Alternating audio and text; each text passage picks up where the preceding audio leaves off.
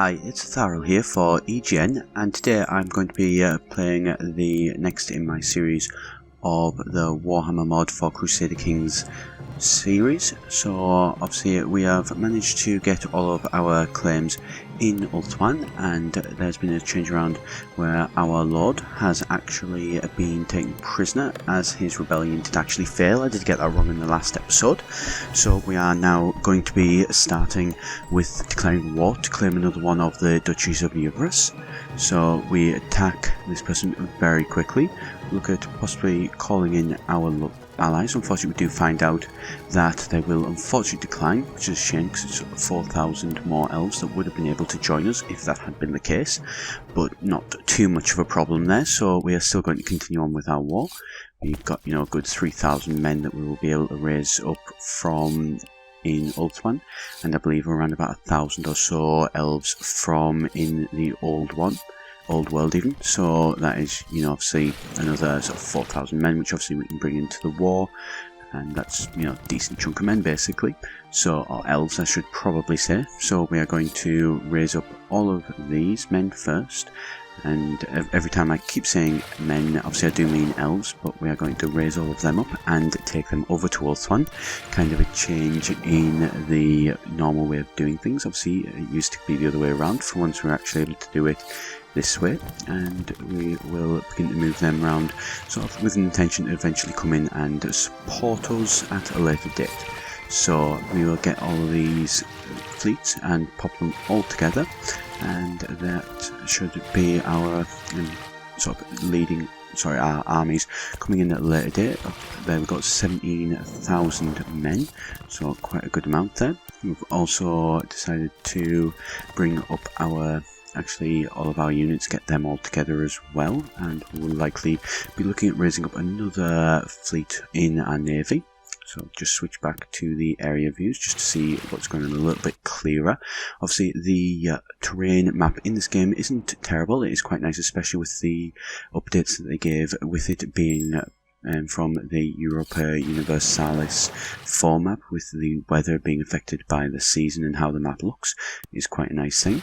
So do see, as you can see there, that there is sort of 3,300 men from them that they've managed to bring up, which means obviously we do outnumber them by a considerable bit, so that is definitely a good thing. We're obviously going to try and attack these men. We do get obviously raided at the same time, but those aren't a concern for us. We're going to leave those for the minute, and just getting these back. Obviously there's no sense in, as I've mentioned in the past, of actually raising these up. He is one of our grandsons, I believe, who has obviously declared a plot in our kingdom, something we can't allow, but at the same time we also cannot just be imprisoning him. Would not be a great thing. And obviously these mercenaries, obviously you won't have seen me using them yet. I do tend to find they are just constantly getting used by other people, so there's not really much point in actually getting them, as they are quite expensive. They are quite a useful thing to have, but not really all that useful at the end of the day, just given the amount of money that they've got. And so this guy is wanting to have us back his claims for there. Not something that Tythalia decides to support. Obviously, she does have her guy in there actually trying to claim it at the minute. Oh wait, no, I believe it's claim it. And obviously, we wouldn't want somebody else trying to claim the land that we are trying to claim. Wouldn't really make sense. So we siege obviously this place in Cairnthel, and going nice and smoothly. Thankfully, the enemies do not seem to be wanting to try and attack us at this point. We are still losing War Scholar just because his main capital is actually free, but that will not be the case for very long, I can assure you of that. So we managed to take the first main castle of that, and we then move north to begin a battle against him. Over 7,000 elves in this one battle, and we lose obviously our centre, but he has lost both of his flanks, and we basically crush his army in a pincer movement. We are down obviously 3,000 men, but that is still more than enough to actually be able to raise up a force to threaten this guy. And it is, after this battle, he is pretty much broken, but he is still going to fight on at the end, as obviously it was a case that it is I guess he's going to lose his duchy and basically become a count of us. So there we go, we have managed to very easily be able to claim this land, and so we all are going to return back to our kingdom and release all of these people that we did capture in that. Obviously we don't want to be creating any more bad feelings by keeping them locked up, even though it may potentially actually mean that they are more willing to listen to us in a sense. We will go back and I believe going to attack these raiders who are trying to take our land. Obviously teach them the reason now that we can focus on them, the reason why they should be attacking us. These counts are obviously not too happy with Tythalia's rule, but that isn't a problem for us at the minute, not something we exactly care about, as obviously we are simply more powerful than them, and obviously if they were to try and attack us, I do not think it would go very well. So we're now in a nice strong position there. We do obviously have still some part of the old world that we need to expand into to be able to actually officially have the whole land of the whole kingdom. Obviously unfortunately we cannot become a king and increase our place above our actually lord himself, which is an unfortunate shame, but is something that we will be looking at rectifying in the near future, as I do believe we are getting steadily closer towards the position where we could actually attack him for a war of independence. But obviously that's not something we're going to be able to do just yet, and we will have to keep expanding before then, and then we'll take it from there. And so we're obviously looking here at getting some new places built in our capital, just to basically be able to expand our levies. Obviously we do need to get around about over 10,000 men that we could raise at any one time to be actually able to threaten our king on the battlefield.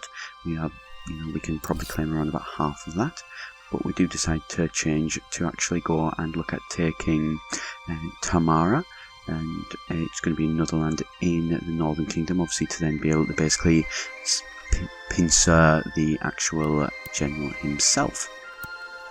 And so we're just having a look through, trying to see what would be the best lands to actually attack.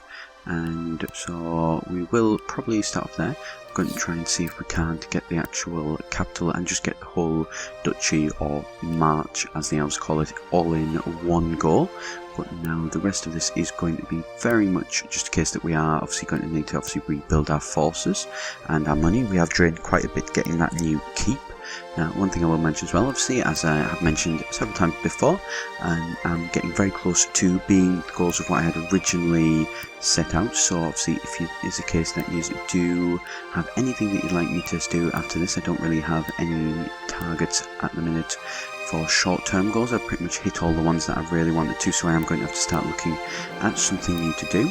Just here having a look, as you can see, at my actual family tree. Obviously I haven't gone from the one person with Tythar.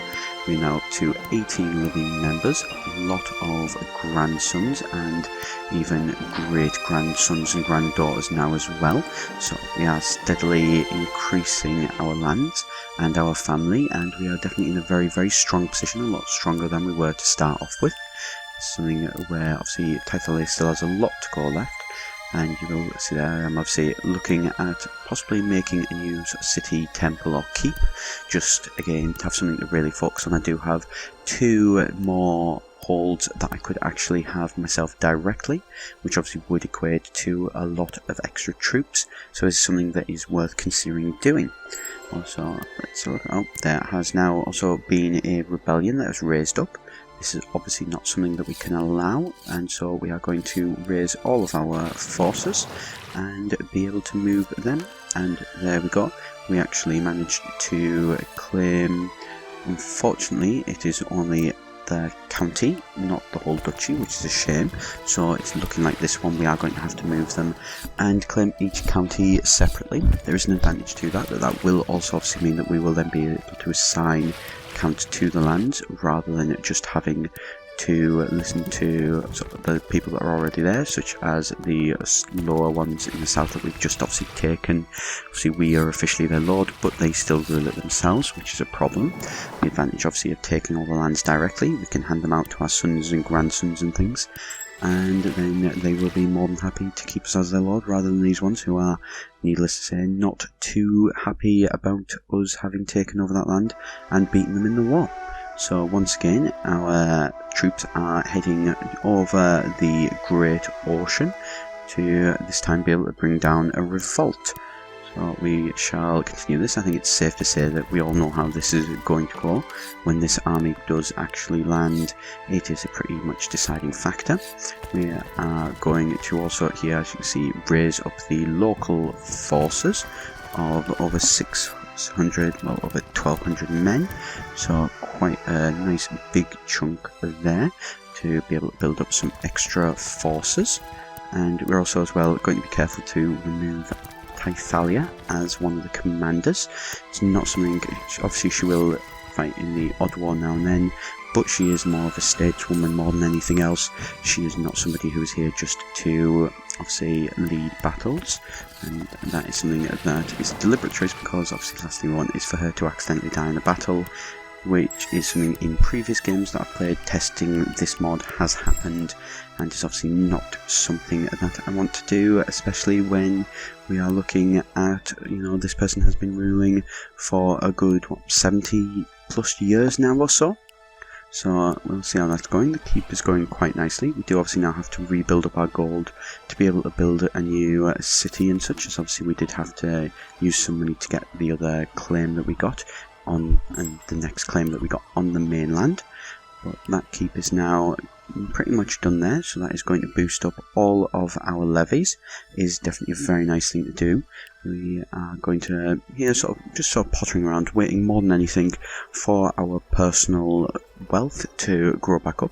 I think it's safe to say Tythalia is probably done with wars for a little bit, could do with a few years just relaxing and getting everything back to how she would like it, to be able to make another large offensive, obviously with it being the turn of the 22nd century now for the imperial calendar, and what's happening again. But of course we do get obviously another claim, which is obviously is a good thing, but at the same time is slightly annoying that obviously we do now have to actually again begin saving up the money, not what we wanted. And there you will have just seen in the top right corner, the keep has now officially been built.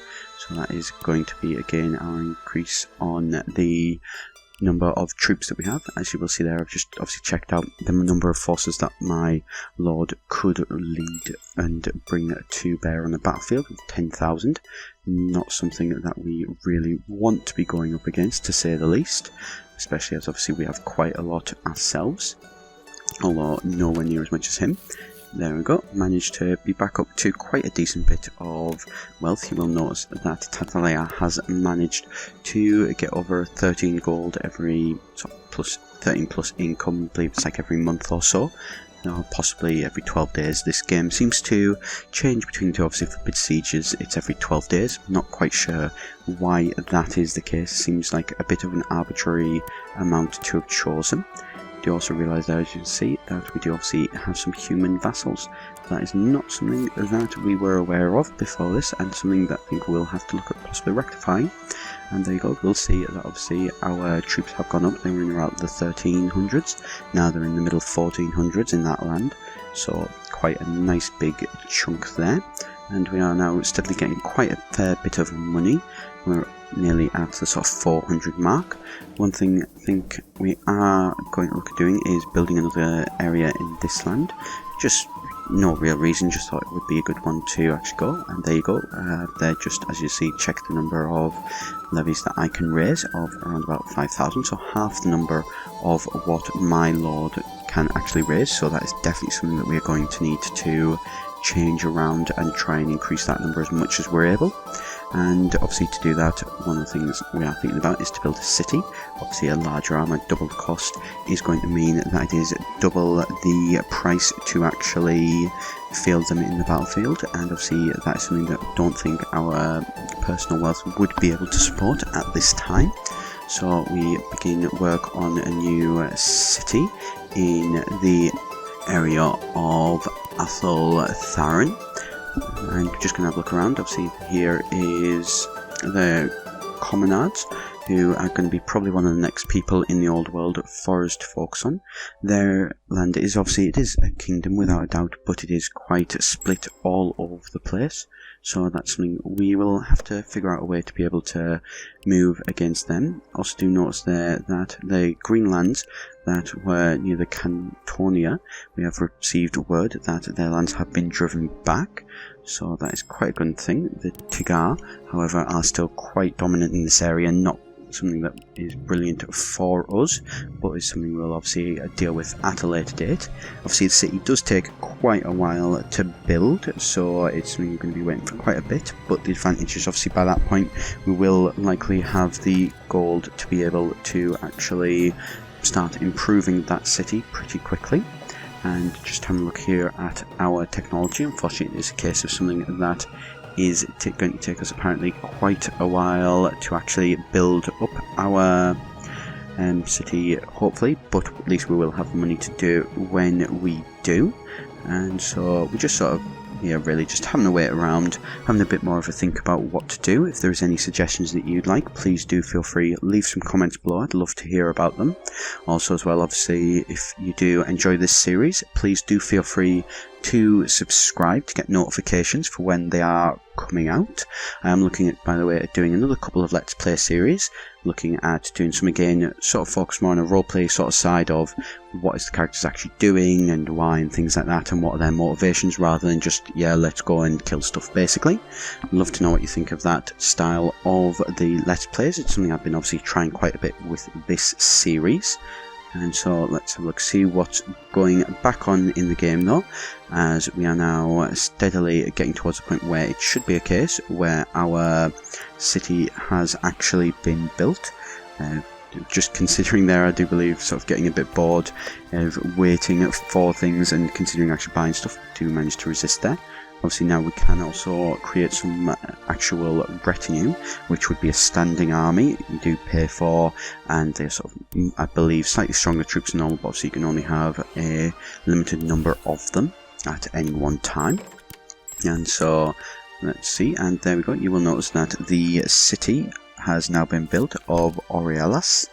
I probably pronounced that wrong, but that doesn't matter too much.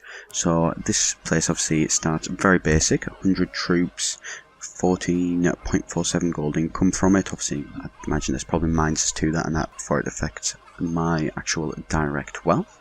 So we've got a lot of different options for what we can build here. So I think we are going to start by building some stuff that's going to get us some extra money.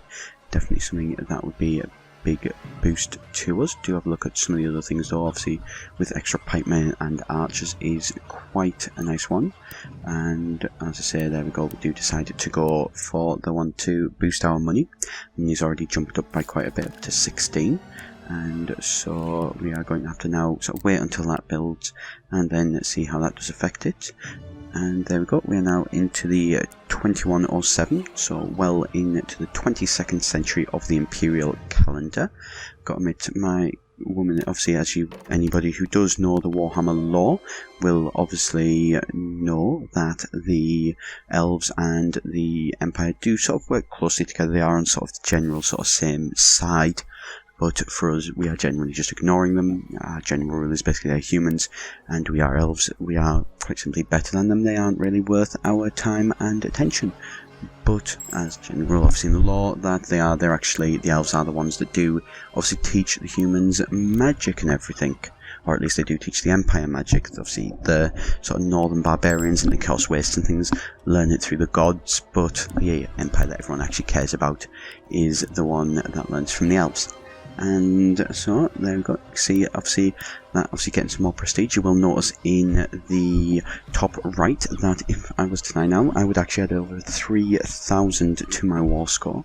Not my score, war score, my game score even. So quite a big bit from Tythalia for that.